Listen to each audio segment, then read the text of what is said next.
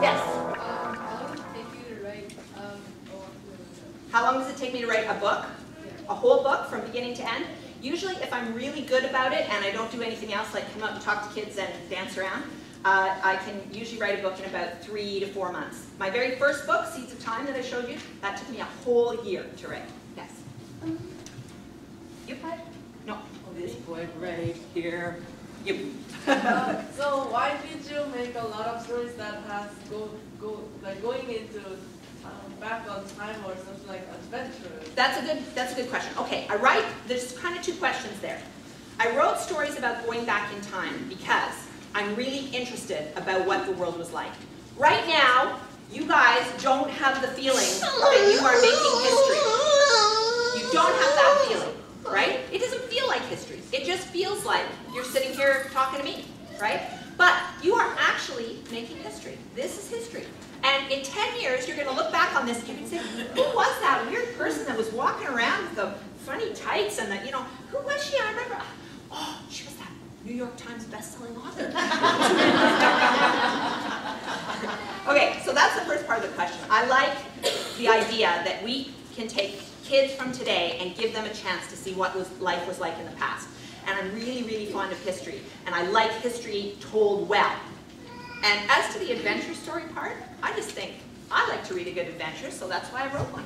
Okay, your question. Like, were the characters in the stories, Yeah. did they remind you of any other characters and people that you see? Absolutely. I steal characters all the time. Okay, here's the best part. This is a secret. The best part about being an author is that when somebody does you wrong in life, you can write them into your book.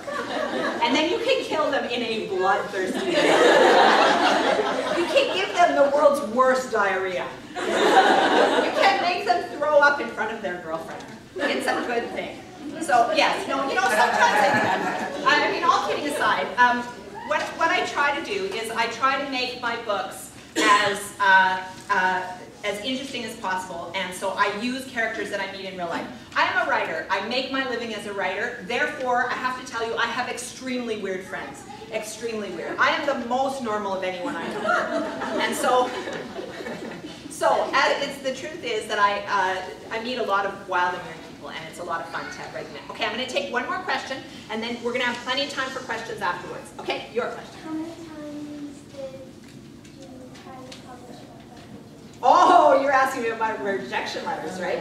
I tried to get my very first book published many times. Now, it's a big, long process to get a book published. You have to write the best book that you can write, like the best book. And then you have to put it away for a few weeks, and then you have to get it out, and you have to rewrite it again to make sure there's no spelling mistakes. And when you're doing time travel, you have to be very careful that you don't make mistakes with continuity. You can't go back in time and kill somebody's grandpa, because then they won't be alive, right? It forms a very weird cycle, and so you have to be very careful when you write a book. So once you get it to as perfect as you can, then you start sending out letters to see publishing houses will publish it. And for me, what happened was I had a friend who'd written another book at about the same time, and she had written a romance book. And so we were not in competition, and we decided we were going to race to see who could get 100 rejection letters first. We figured that by 100 rejection letters, we would either give up or someone would buy our books, right? So we just to make this a little bit harder, we both belong to an online writers forum. So there were about 2,000 other writers watching us do this. So we had a rejection queen contest. And so every few days I'd come online and I'd say, you think you are the queen, but you are not fit to clean my boots because you have only 17 rejection letters and I have 19. And so we did this back and forth, each of us racing, getting more and more letters. All my rejection letters said, we would not touch time travel with a 10-foot pole. Time travel is done. Nobody likes time travel. Who wants time travel? Like, it was very depressing. So if I didn't have this friend to help me through this, I would just be crying all the time, because it's like somebody saying, your baby is ugly. My friend came online and she said, I hand you the crown, I hand you the scepter. You are now the official rejection queen because I have just been picked up by an agent.